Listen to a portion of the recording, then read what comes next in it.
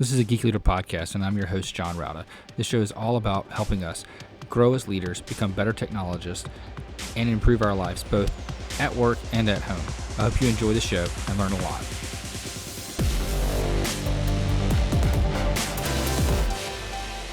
Hello, world, and welcome to episode 217 of Geek Leader Podcast. I'm your host, John Rauda. Today's sponsor is Private Internet Access. If you've ever surfed the web and wanted to do it securely, especially when you're traveling or using someone else's network, you definitely need private internet access. Private internet access allows you to have a secure VPN without them logging what data what you're doing, what transactions you're making, or anything like that, to connect to anywhere in the world. You can also change your default location so it appears as if you're coming from a different place. Why is this helpful, you say? If you're not doing anything nefarious, well, it's really helpful if you want to test DNS resolution from different places and different time zones. It's a really cool tool, and it's not very expensive at all. You can get plans starting at $3.99 a month, and you can find out more by going to geekleader.com/VPN. Again, that's geekleader.com/VPN. All right, Geek Leaders, today on the show, I have Chris Hass, and he is a Director of Information Security and Research at Automox, and we're going to be talking about a lot of the cool things that are going on, and maybe scary things that are going on in cybersecurity today, as well as his leadership journey into becoming a Director of Information Security, and maybe some of the things that, if you guys are interested in advancing your career and getting into a leadership role, what you might need to do getting into that. But with all that being said, Chris, welcome to the show. Hey, thank you very much, John. How are you? I'm doing great. If you don't mind, just tell the audience a little bit about how you got to where you are today and what exactly is a Director of Information Security and Researcher. Absolutely. So I've been in cybersecurity for probably about 10 years.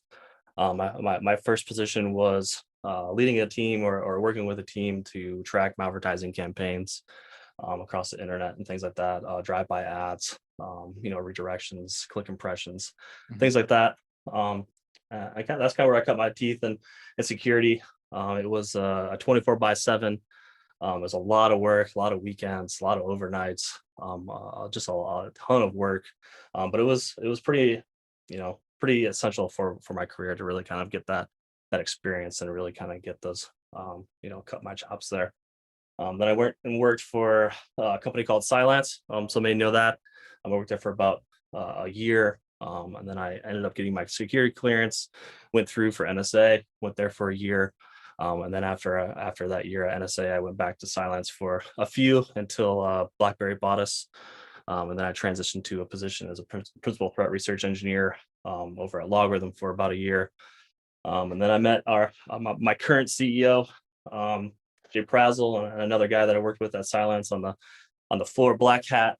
After a brief 15-20 minute conversation, I got a phone call about a week later from Jay saying, "Hey, do you want to be Director of Information Security here at Automox?"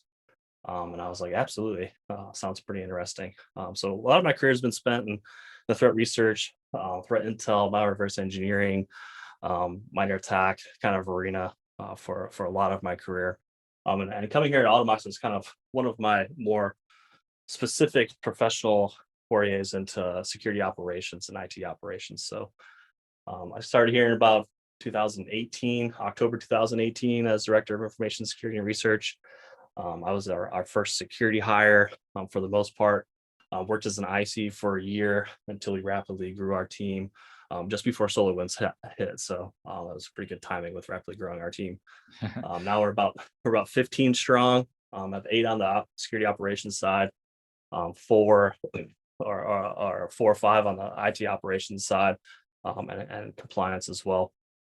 And then I lead that team. So do a lot of different things from security, compliance, operations, incident response, cloud security, vulnerability management, onboarding processes for IT, just general troubleshooting, really just a jack of all trades and everything you can think of that you typically get at a startup that you wouldn't get at a large organization, right? So yes. So yeah. Tell me a little bit about when the SolarWinds event happened. That's why I call it the event. I don't know what other people call it. Yeah.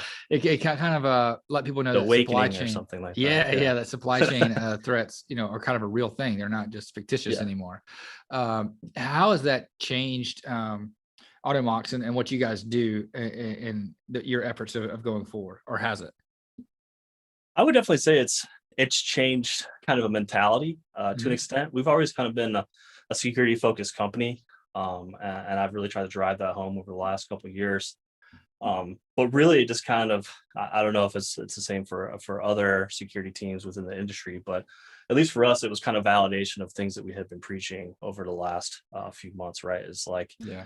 everybody needs to do better. Everybody needs to do the basics correctly. Everybody needs to invest in their security team and invest in their security posture, because there's just so many ways an attacker can breach a company now, that you just have to make sure you're kind of crossing all your T's and dotting your I's, right?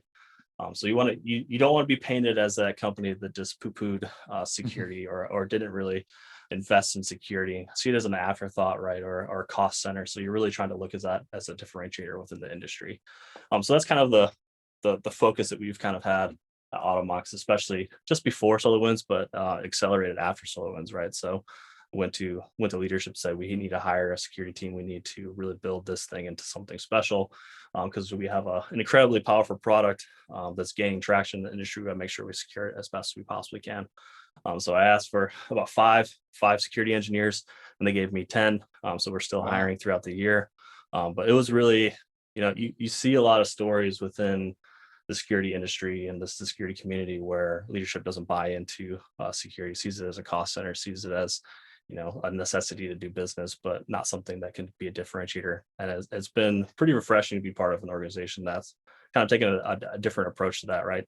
The more secure our product is, the more focused we are, the more active we are in the security community, the better it pays off in the end. And if you can kind of see the response to the industry in general to SolarWinds, and there was a lot of different opinions about how they had kind of lax security posture and laxed importance of their security program.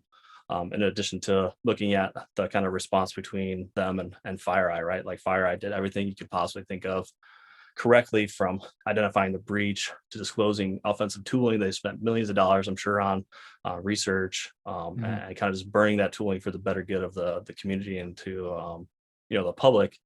And it's kind of the way you want to run a security program, right? You want to be invested in it, and you want to make sure that you're doing the right thing. And you can see the initial shock of the stock prices, right? You can see the FireEye went down a little bit, but then jumped up, and there's more confidence in that company afterwards. And SolarWinds, I think they're kind of still struggling to save face after that incident. I think the investment in security and the idea, or the image they portray, kind of makes a big difference there. So what's more important then? Would you say, would it be the prevention of the threat from happening, or the way that the response? Because I mean, because some Mhm. people are the idea that the threat is inevitable, that Yep. something's going to happen and you have to have a good response. And other people say, well, if you can just prevent the attack, from happening, then you don't need a response. Yeah, absolutely. So I think my time at Silence, that was the big thing that we kind of pushed at Silence, in this one product I really, really believed in, and still believe in. But prevention first, Hmm. security posture is something they pushed a lot, and something we pushed a long time in buying into AI ML models for detecting, zero-day ransomware, zero-day malware in general, to kind of really make sure that you can block those things before they infiltrate your network. But as everybody knows, it's not possible to plug every gap, right? It's not possible to be able to. There's no silver bullet in security, right? You have to be doing everything correctly, and whenever that incident does happen, you want to be able to respond as fast as possible. So yeah, there's a lot of differentiating opinions, right? Some people just give up on prevention, and they just wholeheartedly go into detection and response, right? Try to reduce that mean time to detect and respond and to remediate. But you have to make sure that you're not driving alert fatigue. You got to make sure that you're doing Yeah. everything you possibly can to prevent any kind of incident that is preventable, right? Like a supply chain attack from another company that was facilitated by like a nation state, Hmm. or advanced threat group that's utilizing O days that can infiltrate or impact your company. You can have all the preventative measures in place and all of the detection in place, but there's still that can still result in a breach, even though you're doing everything correctly, right? So that was kind of I use FireEye kind of as an example there, as a company that's probably doing most things correct, right? An OG in the security industry, they're probably doing everything pretty close to correct. And you can kind of see that they were breached, but their response was kind of phenomenal. So you kind of have to play. I don't think you can go all the way in prevention and forget about responding. I think you have to kind of have a good balance of the both, right? You have to make sure that you're doing the basics correctly, making sure that you're closing gaps that can have your biggest impact. Things like patching in a normal cadence and in a reasonable time, making sure that you're doing, rule least privilege as much as you possibly can, right? Not giving everybody local admin. I know that's difficult in the current setting when everybody's working remote and people need to kind of have that flexibility to take responsibility away from the IT operations team. But it's really I'm always kind of move more towards prevention first because Mhm. I think you have to do the best you possibly can to not experience a breach. But you Yes. have to use some kind of some offensive security tooling or techniques to make sure that you're able to respond to a threat and make sure you're testing those preventive controls, make sure they're effective. Yeah, I agree 100%. I think I like to think about the 80-20 rule. If you can, spend 80% of your efforts in prevention and 20% maybe in response and making sure that's, and that maybe that's wrong. Maybe it should be closer to 60-40. I don't know. Yeah. But I agree with you. I think it's got to be a balance and a mixture of both. One thing I wanted to hit on is one of the new, I guess not really new, but one of the buzzwords that I've been hearing a whole bunch about is zero trust. Can you explain to the audience just a little bit about what what zero trust is and kind of what your take is on that? Yeah, I think the concept has been around for a long time, right? Mhm. And I think it's one that gets painted in many different arenas or many different lights. I think to me, zero trust is just I very much think about the endpoint quite a bit. That's my background, and Mhm. really it's just assuming every connection, every endpoint is compromised. So so making sure that you're able to detect or respond and prevent threats if that endpoint was compromised and connecting to a cloud resource or connecting to a VPN, even though VPN kind of goes against the mindset of zero trust, right? Right. So it really kind of takes that initial. I just think of it as a cultural kind of stance that everything is compromised all the time, and making sure that you have those break glass points or those key controls or a visibility into the network infrastructure or endpoints to be able to identify that's been compromised, and then making sure that you can cut access when needed or be able to respond whenever needed. But yeah, for the most part, it's about having that fundamental technology stack that allows you not to have to be connected to a corporate VPN, a corporate network to get access to everything you need to be successful as your job, right? Yeah. So how important is the cloud in that kind of role in facilitating something like that? I think it definitely makes it easier to implement, right? Mhm. So as you don't have to worry about maintaining VPN, Right. as long as you're using an authentication provider that enforces MFA, that's a huge part of zero trust, right? So we use Okta internally for Mhm. making sure that we're authing to applications and enforcing MFA across their entire technology stack. Admittedly, it's a little bit difficult because many organizations, especially cloud service providers, will upcharge for SSO or that type of technology, right? Implementation, which makes it a little bit frustrating. But yeah, I think it plays a crucial role, especially in trying to adopt zero trust because it's just um, you don't have to be connected to a VPN, but there's also that shared risk that you're kind of trusting their security controls that they have in Correct. Yeah. place. It's just because it's not on-prem for you, or just not because it's maintained by yourselves. It doesn't necessarily mean it's secure. You're really just transferring risk there. So you have to make sure that you're doing your due diligence and third-party risk assessments, making sure that they're up to a standard that you admit, and it's always really important to make sure that you have that right to audit or request that information whenever you need, Mhm. uh, in case of policies or things internally, right? Yeah. So let's say you're leading a technology group. You're not necessarily you're just supporting the operations of a business. You're doing this kind of task, and you're going to be purchasing software, whether it be Autobot. You're purchasing something to help you facilitate tasks, or in general, or maybe it's even sales software. Maybe it's marketing tools. I don't know what it is, but let's say you're purchasing Yep. software. What kind of questions should we be asking the vendors when it comes to security? Uh, and what kind of expectations should we have that they're providing us, that they are following all the standards, or checking all their check boxes, they're crossing all their T's and such? Yeah, I mean, compliance initiatives are always important, right? But I think I'm not a big certification guy. I don't have many certs myself. So I don't equate expertise or anything like that Mhm. specifically to certifications. And I don't necessarily, I don't think compliance necessarily eats or equates to security, right? Just because you're SOC 2 Type 2 compliant or ISO 27001 compliant doesn't necessarily mean that you are more secure than the next person. So I think, yeah, it's really important for you and your risk management team to, ask those questions about that security team. Ask if there's a security team in place, their normal methods that you just can't really get out of questionnaires, right? So it's pretty common to send over a security questionnaire to answer questions or just look for SOC 2 documentation or anything like that. But um, it's really important to ask those hard questions that aren't just yes or no. I do have this in place, right? Like, how do you actually do this in response? How are you actually doing code scanning and vulnerability remediation? How are you doing the things that you say you're doing, right? And then usually you can get a pretty good idea on how security focused the team is if you're asking those types of questions.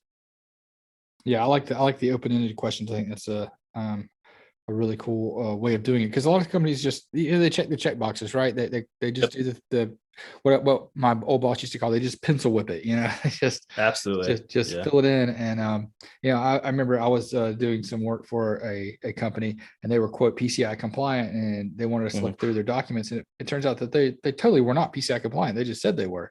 I was like, oh yeah, I Mhm. mean, well, we do take credit cards over the phone and we do record our phone calls, but we don't store those. I mean, we store Yeah. the recordings.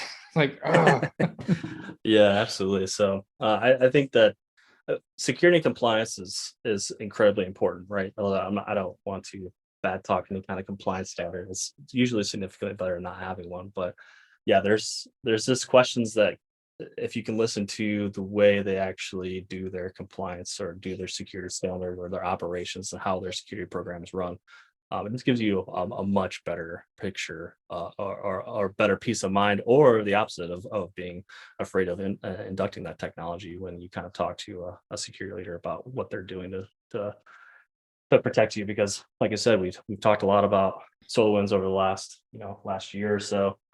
It seems like it's even farther back now with the pandemic making everything seem like it's taken forever. But yeah, it's incredibly important to make sure that you're doing those assessments and not just, like you said, pencil whipping and throwing over a questionnaire. Hopefully, they're just like marking yes on all the right boxes, right? But actually checking those things. yeah.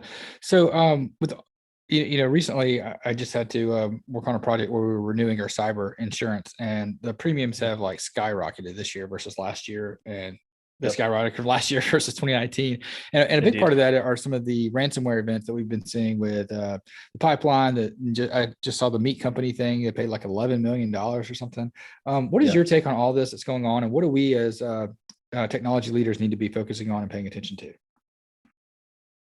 I think as technology leaders, we just need to really double down on investing in our security teams and our security posture and doing the things that are doing your basic things correctly, make sure that you have backups, backups for a type of incident. I mean, some ransomware goes and encrypts your backups as well, but I would just really advise not to just fall back on having insurance to pay for your ransomware. Right, it's incredibly difficult to make sure or to solidify or confirm that an attacker is completely out of your network even after you pay a ransom.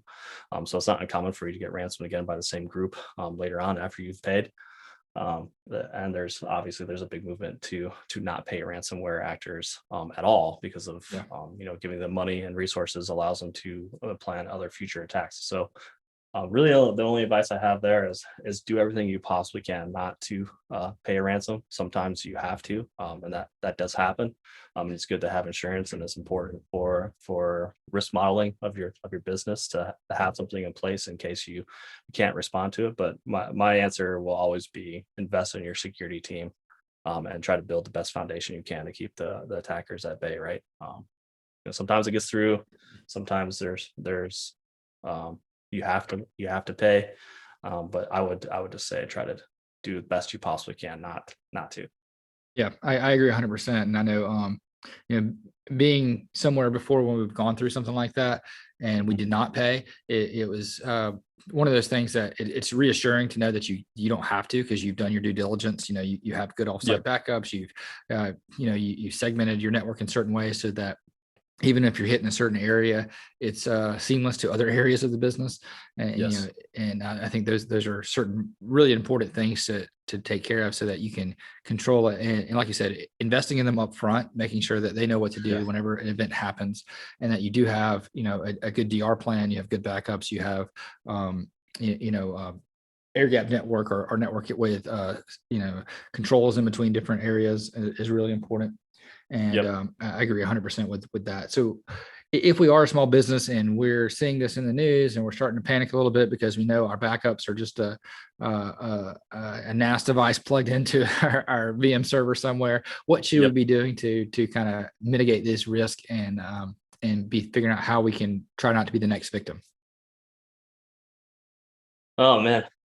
Well, there's a lot to unpack there, but The short there's form. yeah, there's tons of things that we could do to kind of help protect ourselves from there. But I think uh, in anything security or IT is just straight visibility, right? Being able to understand everything that's going on, being able to have the visibility to identify um, non-baseline activity, things that are abnormal, anomaly detection, things like that. So one is, even if you're a small business, invest in products that give you visibility no matter where you are. So thankfully, our product from IT visibility standpoint, we don't have to be connected to a VPN. It's just everything that's it's installed in. I have tons of visibility into. We do things similar with our endpoint protection suite is a similar architecture, so we have visibility there. So it doesn't matter if you're a coffee shop or if you're at the office or a WeWork building or really anywhere, you get that same visibility. And that was kind of one of the before we went to a fully remote company and kind of shut down our offices for the most part. We don't have anybody going into the office. We've gone to a fully distributed workforce. We found that a lot of our network discovery, network vulnerability management systems were just rendered pretty much useless, right? Nobody was really connecting. We've adopted a zero trust architecture for the most part, and we don't really connect to VPNs very often. So it rendered a lot of our network scanning and network vulnerability tools pretty much useless because no one's connecting to that network anymore. So really trying to look at technology that works anywhere and everywhere, I think is critical to get the biggest bang for your buck, right? And I think you have to implement those tools and techniques to be able to identify that type of activity, right? So setting up a solid foundation from a technology standpoint that gives you that visibility anywhere you are, I think is really important. So for anybody that's not familiar with Automox, what exactly do you do? What are your primary products? So we started off as just a patching company, but really we've really transitioned to this IT ops cloud operations product, right? Mhm. So we have the ability to do patch management. We have a really cool function within our product called worklets that allow you to automate and orchestrate pretty much any action on any machine across OSs because we're written in Go. So it's transferable to Mac, Linux, and Windows OSs, and really be able to automate anything and everything on uh, on an endpoint. Doesn't matter if it's in the cloud, doesn't matter if it's a physical endpoint. Pretty much just anything that's cloud native IT operations and patching. So it's pretty well fit for a remote workforce and kind of was really a saving grace, at least for us internally, because we have it on all of our endpoints internally as well when the pandemic actually hit. So pretty awesome. Not a lot of tools out there that have the same kind of patching and orchestration capabilities that we do across OSs. Yeah, it's kind of cool that you guys are doing it without having anything on-prem, and it can be fully cloud-based or remote. Absolutely. Yeah, and it gives you it's kind of almost perfect fit for the way our team is kind of set up. So Mhm. Automox, we have IT ops actually reports to security, and security actually reports to engineering. So it's kind of interesting the way the product is set up. It is a security focused product, but it has a lot of IT operations Mhm. functionality built into it. So there's really really is like a perfectly built product for a team like ours, where we're a security first IT operations orchestration group. So it's pretty handy for sure. Yeah, I love the way that you guys are building a product that you use as well, and I think that's kind of like it speaks really highly of the company. I think the best products that are out there are built, with a purpose in Mhm. mind and are used by the people building it because they're solving all their own problems, and Yeah, those absolutely. problems, go for everybody else. And that's kind of the way I do this podcast is I figure out like as a, technology executive or technology leader, what are my problems? What are the things that I need to know about? Who Yep. do I need to talk to learn these skills? And if somebody can come Mhm. on and educate me and help me out, then they're going to definitely fit my audience as well. Yeah, absolutely. And it's nice to have, having that understanding of what our customer problems are, because we Mhm. are a customer as well, right? So it's a lot easier to identify gaps within the product, or worthwhile functions and features that we want to see incorporated in the product, because we are using it across our entire fleet, right? So um, yeah, absolutely. I think it's incredibly important for if you're making a product, if you're not using it yourself, then that's usually a bad sign.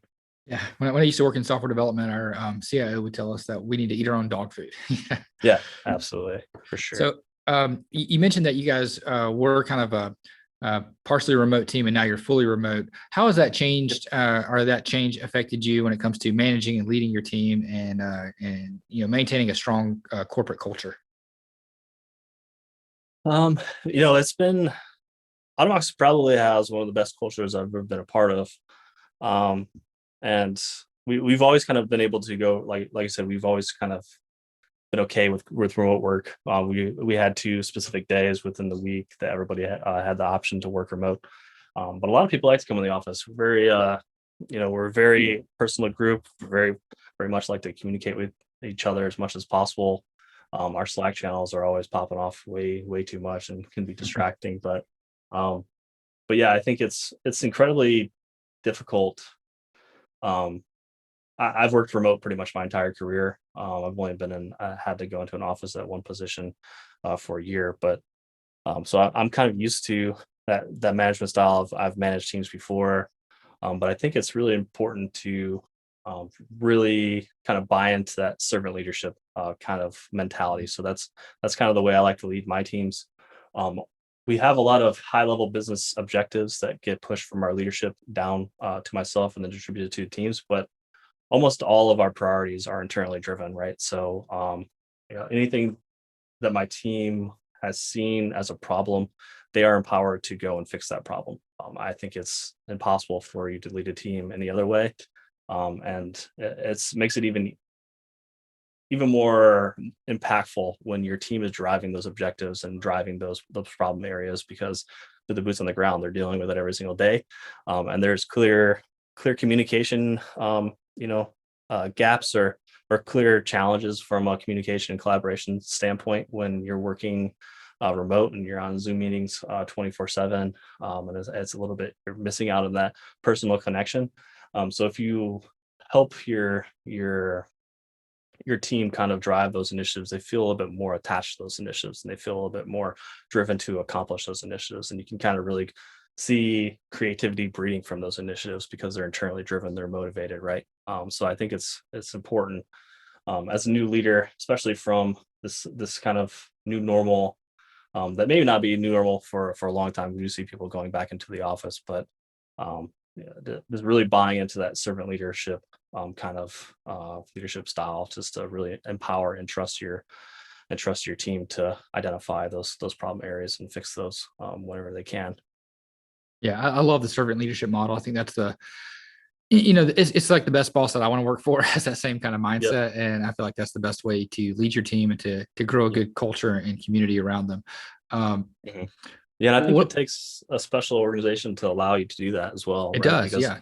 that trust is and accountability is kind of pushed down from the top. So like, if I wasn't trusting my leadership or my boss, then I want to be able to convey that trust back down to my team members, right? So Mhm. it's not just each manager deciding, or each director deciding that they're going to go with this leadership style, it's one that has to kind of really be conveyed and pushed down from the top, right? Starting with the CEO, and following down from there. So um, it's difficult to implement.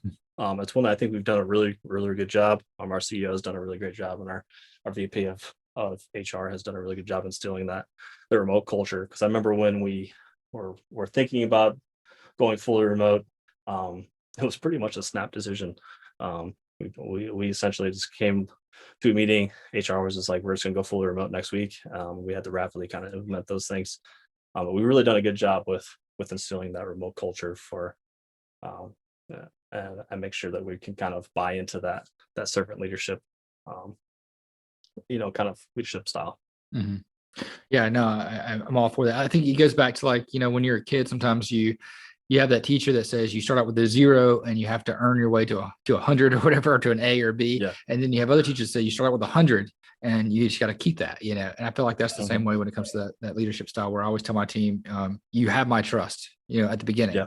until you prove that you can, Until you don't. Yeah. Yeah. Whereas other Absolutely. people say you have to earn my trust. I like the Yep. other way around better. Which can be interesting, right, in the security team because Yeah. I'm taught Yes, sir. zero trust. Absolutely, I don't trust anybody. But like within my team and being able to get things done and prioritization and just everything like that, 100% trust your team. But it's kind of an interesting, conflicting mindsets. Yeah. Right. So I guess so. When it comes to security, that is kind of the opposite. yeah, So what have you seen like you mentioned that your team's growing, you're hiring more people, and in the job market today, I had a guest on not too mhm, long ago that talked about we're in the middle of the great resignation, where a lot of people are looking for new opportunities. They're looking to move to a remote yeah. team. Have you found it just like overwhelming to try to hire people, or is it just like there's too many good candidates or not enough good candidates? What is it right now when it comes to security? Um, yeah. So for our positions, like I said, we've rapidly grown over the last couple of quarters. So I don't think that we've had a big hurdle hiring people just because we really have bought into that remote workforce, remote kind of culture and mindset. And we have seen a huge amount of people kind of gravitate towards our company because we've embraced that so much. We're not forcing people to go back into the office. Some people would like to go back in the office and see people every single day and be able to whiteboard and be able to kind of just bounce ideas off of each other and go get lunch together and get coffee together. But I think it's been not incredibly difficult for us to find good candidates because we have embraced that remote culture because so many people have gotten a taste of that, maybe in a traditional sense they weren't able to, and they really want to continue kind of working that way. So we've had we've been pretty successful in terms of getting candidates. um, but yeah, I think there's a lot of competition out there right now for sure, because there are a lot of job openings and not as many as many people in the pool. So you really have to look towards pushing your culture, making sure that you're compensating well, making sure that you're competitive in that arena, make sure you're providing good benefits, because right now it's really important to staff up, especially in our current um, you know life cycle where we just got funding and we're rapidly growing our teams and things like that. So we're really trying to offer as many benefits as possible to get people on board. Yeah. So let me ask you this. I just hired an intern. His first day was today. And Mhm. I want to ask this question for him. So if you're an intern or a PC tech, or let's say a junior network admin, and you're Yep. interested in getting a role in security, what kind of training should I do? What kind of skills should I learn? What kind of practice should I be doing? And what should I be focused on to, let's say, get a job working for you someday? Um, when I'm looking for an ideal candidate that doesn't have a lot of experience, I'm just looking for drive. I'm just looking for somebody who's self-motivated to learn. It doesn't necessarily need to be learning a specific technology, but just learning in general, right? Like if you're building a lab, if you're playing with malware, if you've taken AWS certifications, if you've done hands-on learning, you're an active and proactive learner, right? I think those are the biggest things for me when I look at somebody that maybe be coming as an internship. For an example, I literally just hired an intern that I had at a previous company here professionally. And he has every single OSCP or every single offensive security certification you can think of. And he had that before he was done with college when he was working with me as an intern. So me, I'm just looking for somebody that's Passion. I always hire passion. I always look for somebody that's, humble, humbly courageous, making sure that they are a good learner and coachable. And I would say another big area or thing that I would suggest looking for is reaching out for mentorship. I think mentorship in our community, in the security community, is incredibly important. There's so many different arenas you can move into. There's so many niche things you can get into. Just having a mentor that's maybe touching a couple different areas that can kind of lead you towards what your passions are. Right, just have to find that passion, and once you find that passion, just dive into it, and that will really kind of help pay dividends moving forward. Because security it's rough. There's a lot of burnout. If you're not passionate for that work, it can kind of lead to not being so happy down the road. So you want to test as much as you possibly can, try as much as you possibly can, figure out what you do like and what you don't like. Once you do find something that you're really passionate about, just go all all in on it, so that we can kind of build that skill set. Yeah, I love to hear what you're talking about with having that drive. And I never forget one of my, I teach part time at Winthrop University, and one of my students had an opening. I was also a manager of a web and mobile development team back then. This is 10 plus years ago. Mhm. And one of my students at the time came up and said, "Hey, I see you have an opening for this position. I'm curious what I can do to get an interview." And I kind of blew him off because he was still, getting his degree, and Mhm. just so I gave him this list of things that I was interested in. I said, "Well, you need to have this skill, this skill, this skill. I want somebody that knows how to program in this language." And he kind of disappeared. He ended up hiring Yep. someone else for the role. Uh, didn't hear from him for a while, and then I had another opening pop up. And the very next day after the position was posted, he showed up in my office and said, "So last time we talked, you said these were the skills that you needed. So I took this class. This is back when lynda.com was separate from LinkedIn Learning. Like, I took this class on Yep. lynda.com, and then I built this website, this tool using that. I took this class and then I built this thing using it. And he had Mhm. all the things that I said. And I was like, wow, okay, yeah, you're gonna get an interview for sure." Yeah, absolutely.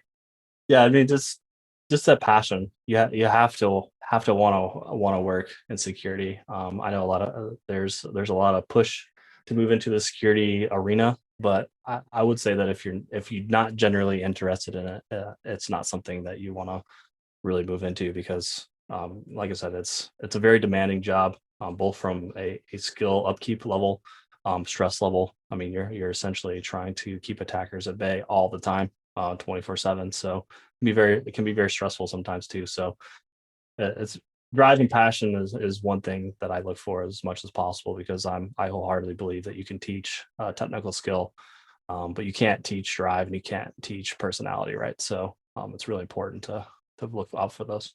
Yeah, I agree 100%. I think that's a great answer to that question. So what are the you mentioned that it's always changing. You have to always be kind of staying on top of it, constantly learning. What is your best method for learning something new and making sure you're sticking to it, and continuing to grow and not get, a lot of times we in management get to that point where we're kind of too Yeah. busy managing to continue to learn. How do you Yep. keep active and keep those skills going? Yeah, absolutely. I think trying to well, I think when you're a new manager, I think it's really important to bring on skill sets that you find interesting and then learning Mhm. organically from your team, right? Um, because as a manager, it's just not realistic for you to continue with being crazy in the weeds, crazy technical all the time. Because, like I said, security is so vast, and IT is so vast. It's Mhm. important to know everything, right? The more you know, the less you know. I've learned that a lot over the last year, as we bring on some really talented folks in AWS and DevSecOps and AppSec pen testing and security engineering and IT engineers. I'm incredibly humbled by everybody on my team every single day, and just understanding that, like, the more you know, the more you don't know. So it can kind of be a little bit difficult to figure out what areas you need to focus in on. And I think that's a good opportunity to kind of reach out to maybe your superior, maybe your boss, right? Like understanding, like, what are some weak areas that you think, to get some drive and direction to kind of focus things on, and then just make sure that you have a pulse in the security ecosystem and the trends in security, right? So cloud security has been around for a very long time, but you can kind of tell from the recent, not really recent, but hub on topic of Kubernetes and AWS certs that are coming up, and Azure and GCP, and just learning more about cloud security infrastructure, I think is really important to me, and something I've been focusing my area of expertise on. And that's really just for me taking a step back, looking at my skill set and saying, what are some skills that would benefit me the most in my career, and as well as my current position with my current employer.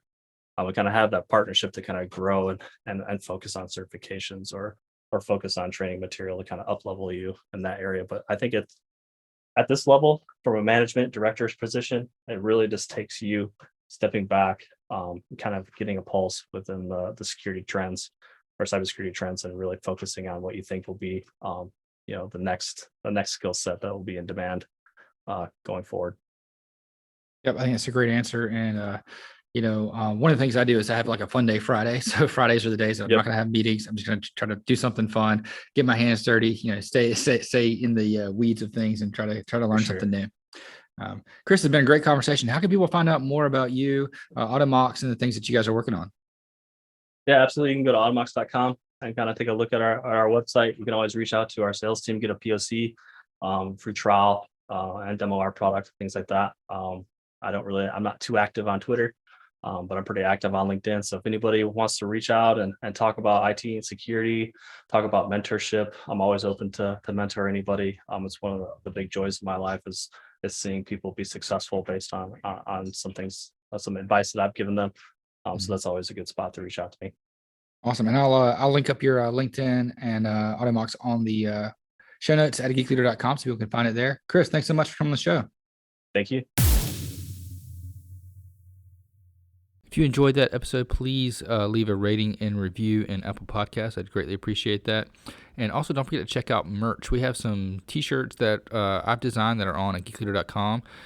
You can click on the merchandise section there and check that out. And also, don't forget about the books from our guests. So if you like this guest and other guests that have written books, please go ahead and check that out at geekleader.com. I would greatly appreciate it, and I'm sure they would too.